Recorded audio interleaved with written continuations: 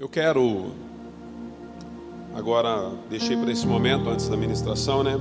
Mas eu tenho um comunicado, assim, a maioria de nós já estamos sabendo, né? Colocamos nas mídias internas da igreja. Mas ontem nós sepultamos um irmão muito amado, o irmão Antônio. Nós perdemos o irmão Antônio. O céu ficou mais rico, a terra ficou mais pobre. O irmão Antônio, assim, meu Deus, um homem que aprendi muito com ele. A gente caminha juntos já há uns 4 anos. A gente caminha juntos antes da comunidade iniciar. O irmão Antônio, Deus recolheu ele com 78 anos. Ia fazer agora 59 anos de casado. A irmã Neuza, nós estamos tentando estar bem próximo dela. O Espírito Santo tem consolado ela, a família. Mas foi uma grande perda para o reino, queridos, aqui na terra. Eu sei que o céu foi valorizado, mas a terra perdeu muito. Eu tive o privilégio de caminhar com o irmão Antônio e por causa da pandemia, né, ele com muita idade, 78 anos, ele tinha bastante vigor, mas por causa da idade, os filhos deram uma segurada e durante a pandemia eles não vieram mais nos cultos, mas continuaram congregando. A gente estava junto todos os meses. E todos os meses eu ia na casa deles levar a ceia do Senhor para nós cearmos juntos, porque eles não estavam podendo estar nos cultos. E por causa dessa aproximação, né, de estar na casa deles, eu tive muitas longas conversas com o irmão Antônio e com a irmã Neuza. E eu pude aprender algumas coisas que nós precisamos também refletir nas nossas vidas. Deus, nos nossos dias, amados, tem recolhido muitos dos anciãos da igreja. Homens de cabelo branco, mulheres de cabelo branco. Homens e mulheres que vivenciaram um cristianismo que nós não experimentamos. Homens e mulheres que vivenciaram um cristianismo onde as mídias, elas não tinham a força que têm. Homens e mulheres que, de fato, quando se dobravam diante de Deus para orar, esquecia que existia relógio. Homens e mulheres que quando você se aproximava deles, só de você se aproximar, você sente o mover e a graça de Deus pela intimidade que eles desenvolveram com o Senhor por meio da vida de oração. Joelhos calejados. Nós vivemos um tempo em uma geração onde as coisas acontecem de maneira muito rápida. As nossas respostas, elas são imediatas, as nossas buscas são imediatas. E quando eu tive o privilégio de ter estado com homens como esse irmão e tantos outros que já passaram pela nossa vida, eu pude entender muitas coisas. Por que será que os nossos anciãos da igreja, eles têm uma postura bíblica diferente? Nós que somos mais jovens, queridos, eu já tomei a idade, né? Estou com 47. Mas nós conversamos com os adolescentes, com os jovens da igreja dos nossos dias, não só da comunidade, mas nos parece que eles ainda não que eles sejam pior, ou que os mais velhos são piores ou melhores, mas são momentos diferentes da vida da igreja, momentos diferentes. E nos parece que os jovens, os adolescentes dos nossos dias, eles não entenderam algumas coisas que são preciosas para nos manter perseverando em Deus, que é a vida de oração, é a vida de intimidade com o Espírito Santo. Então nós nos relacionamos muito com as mídias e estando na casa do irmão Antônio por esses últimos quase 2 anos, né, que eu estava indo na casa dele, eu não conseguia, irmãos, ir na casa dele ceiar e durar os nossos bate-papos menos de 2h30, 3 horas. De vez em quando eu levava a Giovana e nós falávamos de Deus horas a fio. Ele contando de todas as experiências, de tudo que viveu, todas as vezes que se curvou diante de Deus, todas as vezes que dobrou sua vontade diante de Deus. E eu pude aprender muito, como quando o seu Rafael também foi recolhido, né, por causa da pandemia, eu pude aprender muito com homens assim. É uma perda muito grande para nós, queridos. Ontem nós sepultamos ele. E a vida de pastor, a vida de ministros é uma loucura, né? Uma loucura. Ontem de manhã eu estava preparando a palavra para ir para o velório. Fui para o velório, fizemos o funeral, saí do funeral, fomos fazer o batismo. Fomos direto para o batismo depois do sepultamento. Aí no batismo você tem que se alegrar com todo mundo que está nascendo de novo, todo mundo que está chegando. Aí saí do batismo, fui fazer um noivado.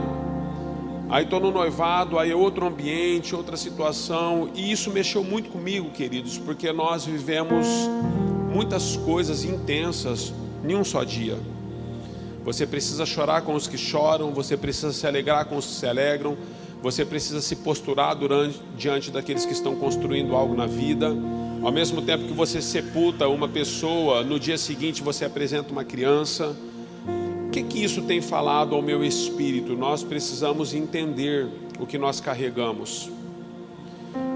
O que tem acontecido conosco como igreja nos nossos dias? Nós não podemos andar enganados, queridos, por coisa alguma. Então eu quero falar com você nessa manhã um pouco a respeito disso.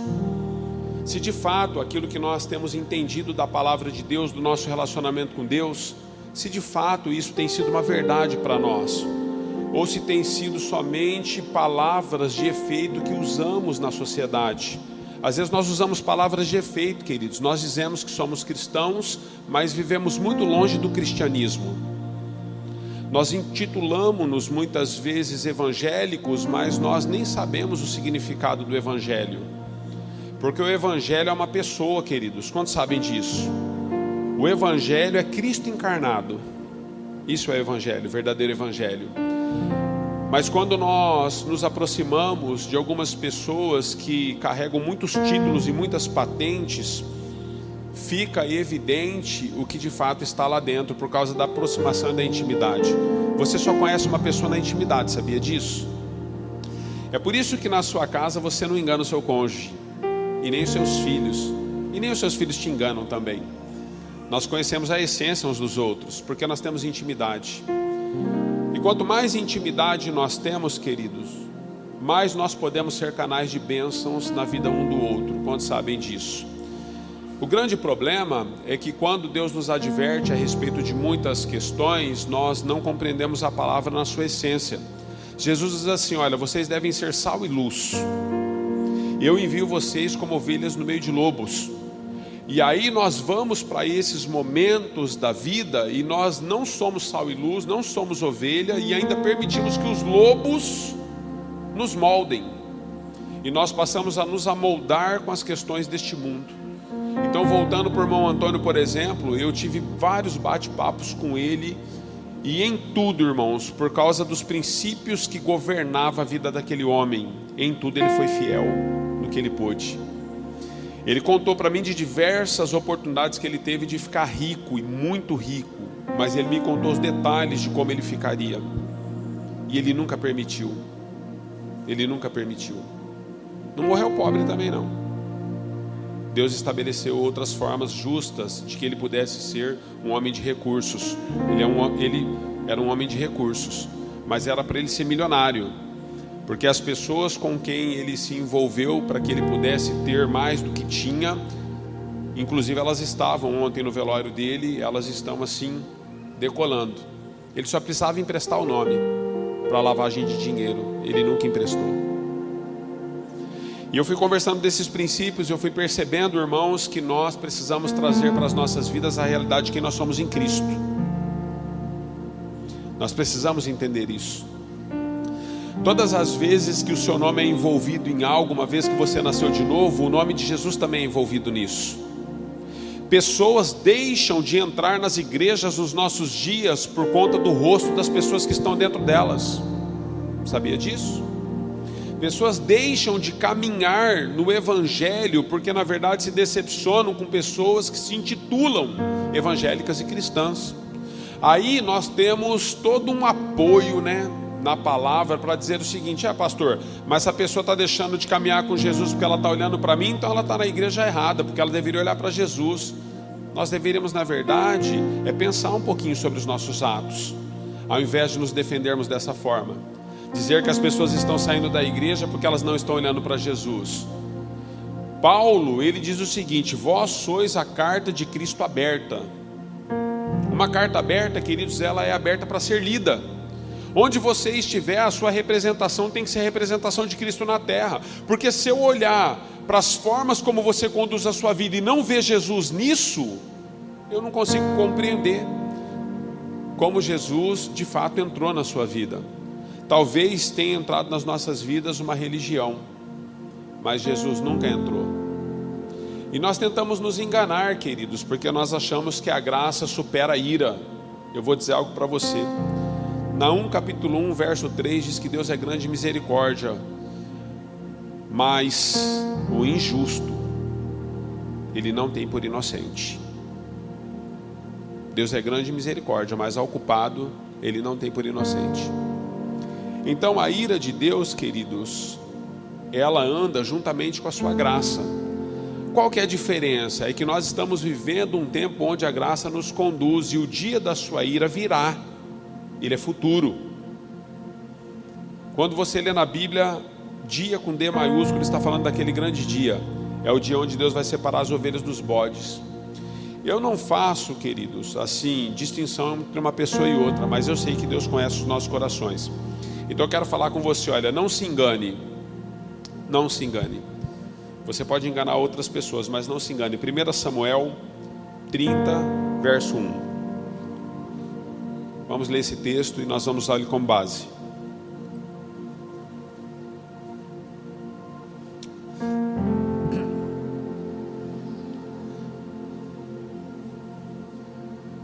Amém, amém? 1 Samuel 30, verso 1.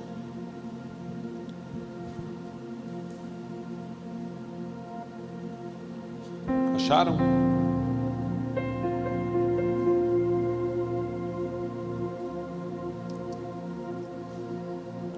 Primeira Samuel 31. Diz assim, ó: quando Davi e seus soldados chegaram a Ziclag, no terceiro dia os amalequitas tinham atacado Neguebe e a Ziclag, e haviam incendiado a cidade. Levaram como prisioneiro todos os que lá estavam, as mulheres e os jovens e os idosos. A ninguém mataram, mas os levaram consigo quando prosseguiram o seu caminho. Ao chegarem a Ziclag, Davi e os seus soldados encontraram a cidade destruída pelo fogo, e viram as suas mulheres e viram que as suas mulheres e os seus filhos haviam sido levados como prisioneiros. Então Davi e os seus soldados choraram em alta voz até não terem mais forças. Verso 7. Então Davi disse ao sacerdote Abiatar, filho de Aimeleque: traga-me o colete sacerdotal, Abiatar. Então ele trouxe a Davi. E ele perguntou ao Senhor: devo perseguir este bando de invasores? Irei alcançá-los? E o Senhor respondeu: persiga-os, e é certo que você os alcançará e conseguirá libertar os prisioneiros. Senhor, nós te louvamos por essa palavra, te agradecemos pela tua fidelidade, que teu Espírito possa nos ministrar a respeito de que a gente não ande enganado por coisa alguma. O que esse texto quer nos comunicar, nós abrimos o nosso espírito, o nosso coração, a nossa mente, traz-nos cativos debaixo da tua vontade nesse momento, e que nós possamos entender todas as coisas. Assim nós submetemos a Ti tudo aquilo que dispersa, Senhor, o Teu mover neste lugar seja repreendido, e o Teu Espírito encontre, Senhor, nos nossos corações a Sua vontade e o Seu querer, no nome de Jesus, amém. Queridos, eu já ministrei para vocês muitas vezes a respeito de Ziclag. Eu quero dar uma entonação um pouquinho diferente a respeito desse texto hoje. Eu quero ir por outras vias daquilo que já ministrei em outros momentos com vocês. Eu já falei para vocês a respeito de como Davi e os seus soldados choraram e eles precisaram se posicionar, uma série de coisas que Deus fez e mostrou quando tudo isso alcançou a vida de Davi e dos seus homens. Mas hoje eu quero me ater com você a respeito da responsabilidade de Davi no processo, não somente aos acontecimentos da cidade, não somente ao que os amalequitas fizeram, mas a responsabilidade de Davi nesse processo todo. O que Deus de fato estava fazendo e o que Deus esperava de Davi quando todo o seu povo, as suas mulheres, filhos, crianças foram levados cativos. Eu não sei se você conhece a história bíblica, né? Mas na verdade Ziclag, queridos, era uma terra dentro das terras dos filisteus. Quando Davi, ele tem uma promessa de Deus e ele começa a ser perseguido pelo rei Saul, porque no período de Davi, o primeiro rei de Israel ainda estava reinando, que era Saul. E Davi teve muitos problemas com Saul por causa da perseguição de Saul. E Davi vivia fugindo de Saul porque ele havia entendido que ele não deveria confrontar a Saul com a mesma forma e com a mesma violência que Saul vinha contra ele, porque ele estava debaixo de uma promessa. Então era costume de Davi muitas vezes se refugiar em alguns lugares, se escondendo da perseguição de Saul. E Davi, por vezes, ele passava pela terra dos filisteus e se escondia por ali.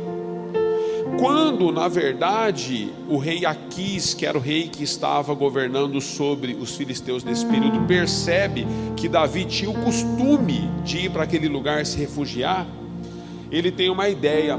Ele diz o seguinte: olha, eu vejo esse tal Davi aí correndo direto, né, por causa desse Saul que o persegue. Vamos fazer o seguinte, vamos dar um pedaço de terra para ele e para os homens dele.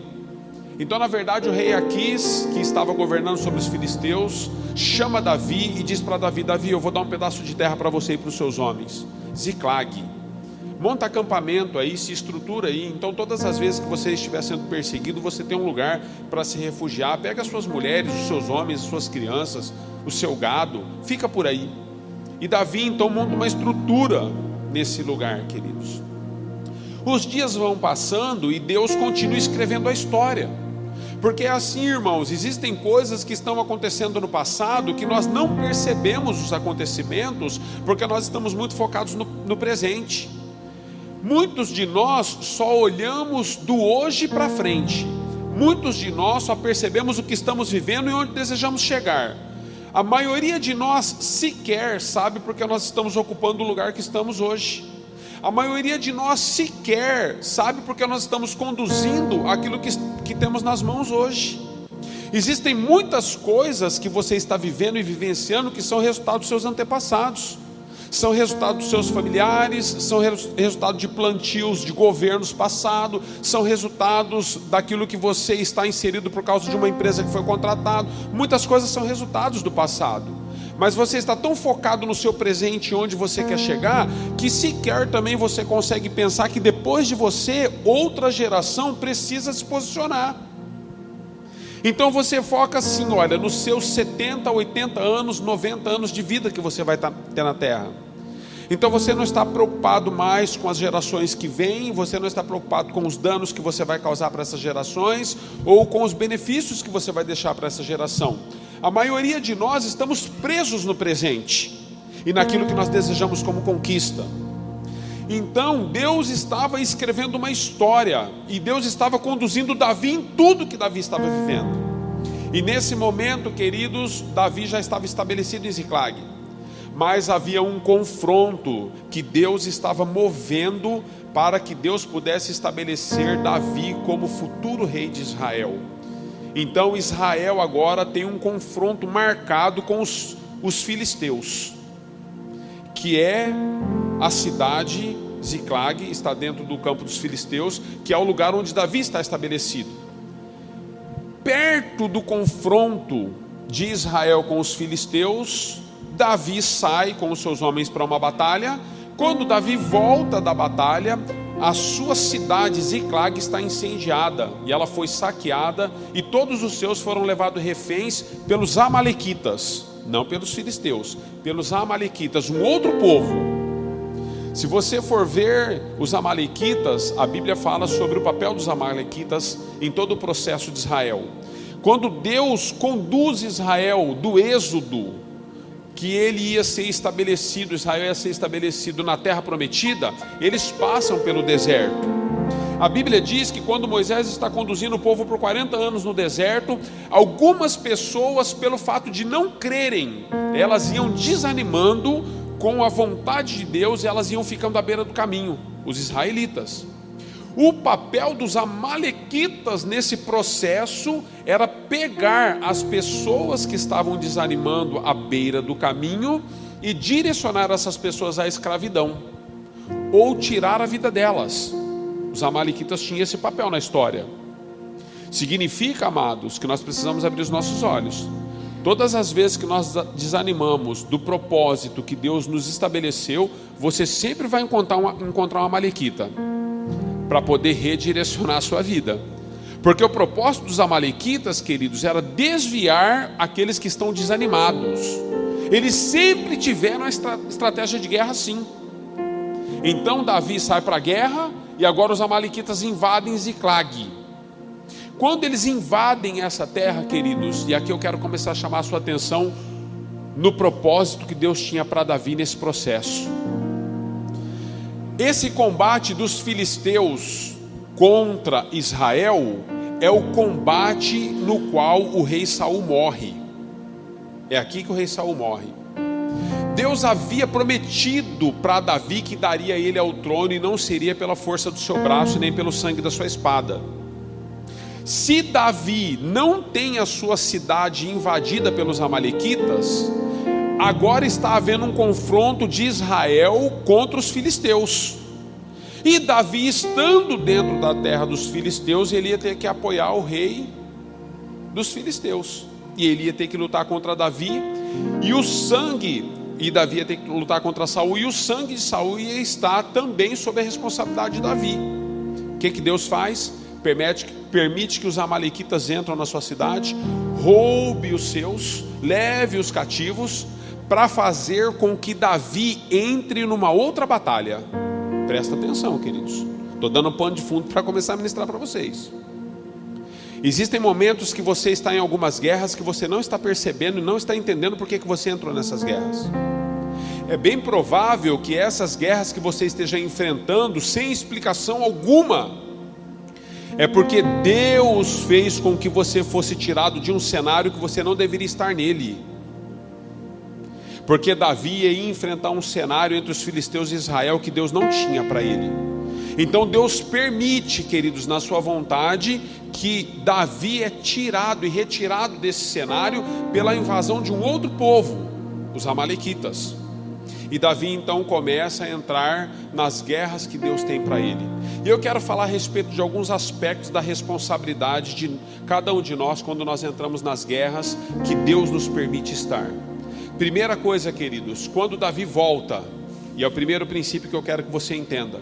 Quando Davi volta e pega a cidade completamente destruída, em chamas, e todos os seus cativos levados embora, Davi ele tem um posicionamento diante dos homens chorando, diante do desânimo da sua tropa.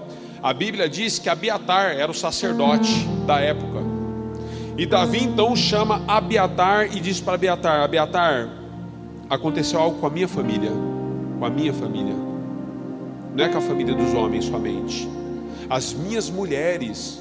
Davi tinha mais de uma, né? Ele tinha 2 mulheres nessa época. Como rei, ele podia. Cultural. Davi falou: as minhas mulheres e os meus filhos foram levados cativos. Então Abiatar, busque para mim a minha estola sacerdotal. Se você olhar toda a história de Israel, queridos, era responsabilidade do sacerdote Abiatar, em momentos de uma busca de instrução de Deus, colocar a estola sacerdotal de sacerdote que era e buscar uma direção. Mas quando a coisa aconteceu com a família de Davi, Davi falou assim: Abiatar, eu sou rei e eu tenho uma estola também, e dentro daquilo que Deus me deu, eu quero que você busque a minha estola, porque o que está acontecendo com a minha família é responsabilidade minha. Eu preciso me posicionar diante daquilo que Deus espera com o que aconteceu com a minha família nesse momento. Sabe o que eu vejo, queridos? Nós vivemos dias onde as pessoas terceirizam tudo. A culpa sempre é de alguém, a responsabilidade sempre é do outro. O fato de eu não me posicionar é sempre porque eu estou ferido. O fato das coisas estarem acontecendo é sempre porque é a igreja, é sempre porque isso, é sempre porque aquilo. Não é, queridos. Davi ele traz para si a responsabilidade, então ele se dobra diante de Deus e ele diz para Deus: Deus, olha o que aconteceu com a minha família. O que eu devo fazer? Eu devo perseguir as pessoas que fizeram isso com a minha família? Eu quero dizer algo para você: você tem perseguido pessoas das quais Deus não deseja que você as persiga, sabia? E existem pessoas que você deveria estar se posicionando contra o que elas fizeram e você não se posiciona. E elas continuam destruindo a sua vida. Por quê? Porque para você está bom e cômodo. Só que está distanciando você de Deus a cada dia e a cada momento. E daqui a pouco você nem se conhece mais como cristão. mas porque aquilo que elas estão oferecendo para você, os desejos e os deleites da sua carne nadam de braçada, você não se posiciona.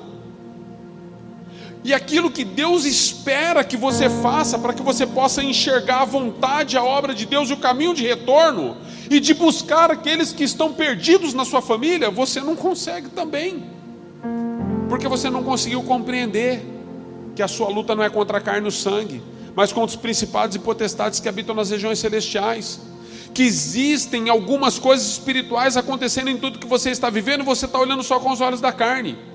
Então eu e você culpamos tudo e culpamos a todos, porque nós achamos que tudo é carnal. Ei, deixa eu dizer algo para você.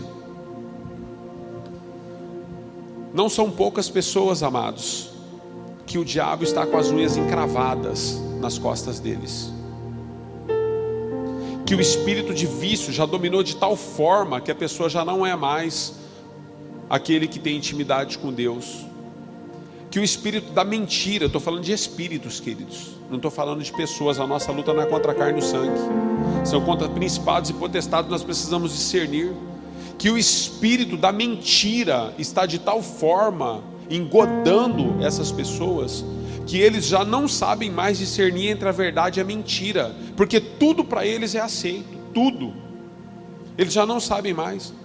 As mentiras estabelecidas na sua consciência foram tantas que se tornaram uma verdade para eles, e todo mundo está vendo que é mentira, que vive um engano, que vive uma ilusão, que vive fora, está em Nárnia. Todo mundo enxerga, mas a pessoa não consegue mais enxergar. Sabe por que ela não consegue mais enxergar? Porque 2 Coríntios capítulo 4, verso 4 diz assim: e o Deus deste século, com D minúsculo, tem cegado o vosso entendimento para que vendo não vejam. Deixa eu dizer algo para você: entendimento tem olhos? Nos parece que tem. O nosso entendimento deveria enxergar algumas coisas, porque o texto de Coríntios 4 está nos dizendo o seguinte: o Deus deste século, se referindo a Satanás, tem cegado o vosso entendimento. Muitos de nós não enxergamos mais pelo entendimento que Deus nos deu, estamos cegos, por conta de que a nossa batalha é espiritual, queridos. O diabo tem cegado muitas pessoas no processo das batalhas que eles foram inseridos. E aí nós voltamos e pegamos uma cidade incendiada, as nossas famílias destruídas, e não sabemos o que fazer, porque estamos cegos. E quanto mais as pessoas abrem ou buscam abrir os nossos olhos, nós não enxergamos, amados. E aí as pessoas vão desistindo de nós. Sabe por que elas vão desistindo de nós? Porque elas chegam à conclusão assim, ó, é uma troca de bastão lidar com pessoas assim. Você já percebeu? Porque a pessoa passa o bastão para você e fala assim: eu não dei conta, se você der, segue aí, eu não consigo mais. Cheguei no meu limite, pastor, não consigo mais, se o senhor puder atender. Aí quando chega no pastor, né, eu vou dar para Deus, só vou dar para quem? Para quem que eu vou passar o bastão? Mas eu quero dizer para você, eu não resolvo o seu problema também. Sabe por quê? Porque eu sou humano como você. Não é possível resolver o seu problema. Nós precisamos de um milagre, que os seus olhos sejam abertos e que você possa entender qual que é o seu papel no princípio e no propósito que Deus te estabeleceu dentro dessa batalha. Você precisa de novo declarar: olha, eu quero a minha estola sacerdotal e eu quero me quebrantar diante de Deus. Deus, abre os meus olhos. Eu devo ou não devo perseguir esses inimigos? São inimigos, irmãos, são inimigos. Não se iluda. Por isso que o título da mensagem é: não se engane. Não se engane, são inimigos. Ah, mas é bom. É bom mesmo, tudo é bom, mas nem tudo é lícito. Nós podemos tudo. As pessoas sempre me perguntam: pastor, na sua igreja pode fumar? Pode. Pode beber? Pode. Pode adulterar? Pode. Vocês fazem tudo isso, pastor? Não. Ué, mas não pode, pastor? Pode, mas nós não fazemos. Por que o senhor não faz se pode? Porque tudo me é lícito, mas nem tudo me convém. Porque uma vez que eu nasci de novo, agora eu não vivo mais eu, mas Cristo vive em mim. E a vida que agora eu vivo para a glória dele. E é para isso que nós somos levantados como igreja, para que nós possamos de fato expressar a sua graça e o seu favor. Então havia algumas coisas na vida de Davi que me impressiona, queridos. Davi se fundamentou na fé que ele tinha em relação àquilo que Deus deu para ele, porque Deus havia prometido e havia ungido Davi. Então Davi se fundamenta na sua fé, queridos. E deixa eu dizer algo para você sobre fé. A nossa fé, ela não deve estar fundamentada nas nossas conquistas, mas a nossa fé deve estar fundamentada naquilo que não perdemos. Sabia disso? Hebreus capítulo 11 fala sobre os heróis da fé. E lá dá o relato de homens que por causa da sua fé em Deus, eles foram jogados dentro da fornalha de fogo, e o fogo não os consumiu, não fez nada com eles. Mesaque, Sadraque e Abidinego, quantos se lembram? Lá fala de homens que estiveram na cova dos leões, como Daniel, e os leões nada puderam fazer com eles. Então a fé de Daniel e a fé daqueles 3 jovens levaram eles à fornalha e levaram Daniel à cova dos leões. Mas lá no mesmo texto de Hebreu diz que por causa da fé de alguns irmãos, eles tiveram seus corpos cerrados no meio. E outros irmãos foram queimados publicamente para vergonha pública. E outros irmãos foram comidos pelos leões. Então na verdade não é o resultado como termina, é o que você não perde enquanto carrega. Nós carregamos algo, queridos, que nós não podemos perder independente do fim que temos. Nós precisamos entender. É por isso que eu falava para vocês do irmão Antônio, homens que estão tombando, mas não negociaram a sua fé um dia só sequer da vida. Não negociaram. Tiveram muitos ganhos e muitas perdas por causa disso, mas não negociaram. Então, pastor, eu sempre falo sobre isso, principalmente na classe de fundamentos, né, que é a classe de integração na igreja. Nós temos um slogan, né, na igreja: comunidade de amor e graça, lugar para todos. Lugar para todos é o slogan. Mas eu sempre explico isso: lugar para todos não é lugar para tudo. Dá um sorriso aí que eu estou ficando com medo de vocês. Lugar para todos não é lugar para tudo, queridos. Deus espera algo de mim e de você em relação ao que nós estamos vivendo. Então, Deus nos libertou para uma vida livre. E nós precisamos entender que a nossa fé deve nos levar até as últimas consequências daquilo que nós estamos dispostos em Deus e daquilo que Deus colocou nas nossas mãos. Eu quero finalizar com você lendo um outro texto, muito rápido mesmo, eu já finalizo com você. Salmo 78, 72 diz assim: e de coração íntegro Davi os pastoreou, com mãos experientes os conduziu. Porque Davi, queridos, de fato foi reconhecido como um homem segundo o coração de Deus nas suas batalhas, nas suas pelejas. Davi estava conduzindo esses homens em cada uma dessas batalhas. Deus tira Davi de um cenário, mas Davi, ele experimenta muitos outros cenários. E Deus declara sobre Davi que Davi conduziu esse povo e pastoreou esse povo com um coração íntegro e também com mãos experientes e habilidosas. 2 aspectos sobre a vida de quem de fato entende as guerras que está lutando. Você precisa ter mão e coração. Existem pessoas na casa de Deus que só tem mão. O que são as mãos, pastor? Os dons que Deus te deu.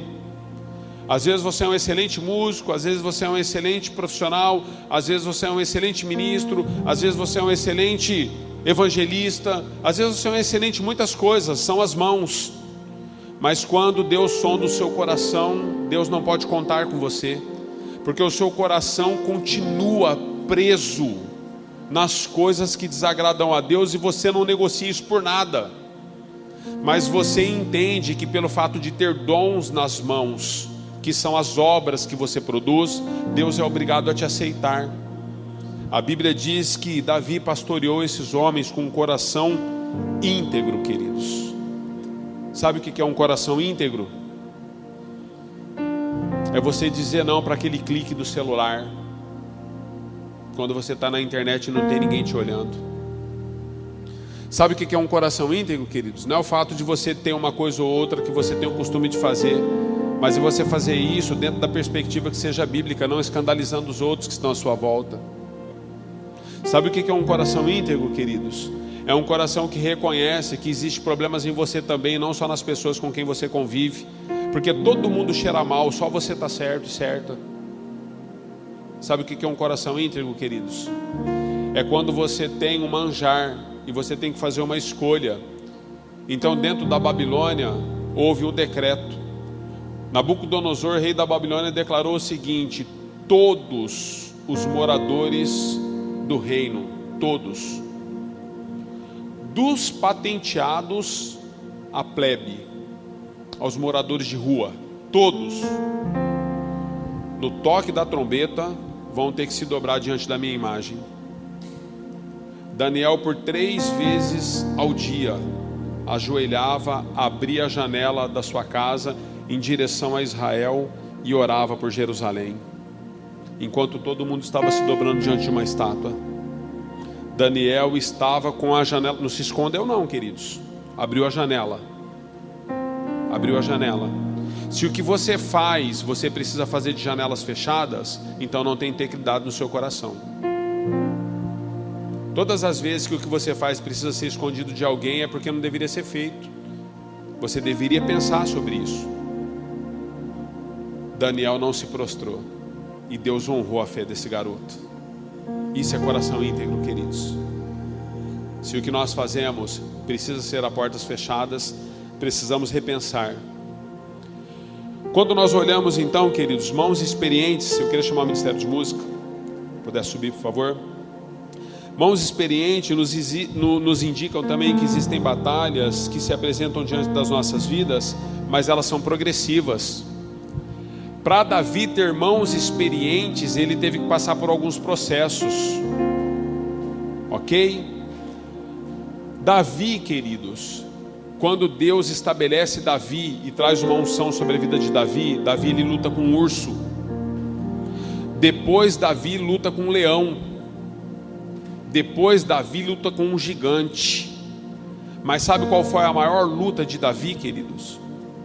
A maior luta de Davi foi contra si mesmo e contra suas vontades. É progressivo, irmãos, porque Davi teve nas suas mãos N oportunidades para tirar a vida de Saul. A Bíblia escreve num texto que Saul estava nu, sem roupa, no banheiro. E Davi estava dentro da caverna, vendo ele no banheiro, desprovido de tudo. Davi poderia ter tirado a vida dele e não o fez. Sabe o que eu aprendo aqui? As batalhas que Deus nos dá, elas são progressivas. Você nunca vai conseguir poupar a vida de alguém se antes ter matado um urso, um leão e ter derrubado alguns gigantes. Você nunca vai conseguir poupar a vida de alguém. É por isso, amados, que a nossa posição, nós não devemos nos enganar. Nós somos implacáveis com o erro das pessoas, porque nós ainda não travamos algumas batalhas que precisamos travar. Quando Davi vai perseguir os amalequitas, ele pergunta para Deus: devo ou não devo? Sabe o que é o nosso problema? Nós estamos deixando os leões e os ursos irem embora, e nós estamos atacando pessoas, sem perguntar para Deus se elas devem ser atacadas ou não. Pare de atacar as pessoas, queridos. Eu quero finalizar com você nisso. Se coloque em pé, por favor. Pare de atacar as pessoas. Não se engane, Deus deseja não só as suas mãos, Ele deseja o seu coração também. Nós precisamos olhar para o legado que nós vamos deixar na terra. O que seus filhos vão dizer de você? Os seus netos? Pastor, eu não tenho filho, não tenho neto. Deus sabe. Que você tenha filhos espirituais, então. Pastor, eu ainda sou uma adolescente, um jovem, não tenho filhos, não me casei ainda. Que o seu caráter seja íntegro. Nós não sabemos quando Deus vai nos chamar, queridos. Nós não sabemos quantos dias temos na terra. Aliás, os nossos dias na terra têm se tornado cada dia mais curto. Nós começamos o dia, daqui a pouco o dia findou, nós já estamos em abril, já é dezembro. Nós precisamos tomar uma posição como igreja e eu quero orar por isso nessa manhã. Se eu pudesse de fato assim finalizar com você, tentando abrir o meu coração de fato e de verdade, eu digo que Deus está em busca de uma igreja nos nossos dias que seja uma igreja que faz diferença de fato e de verdade.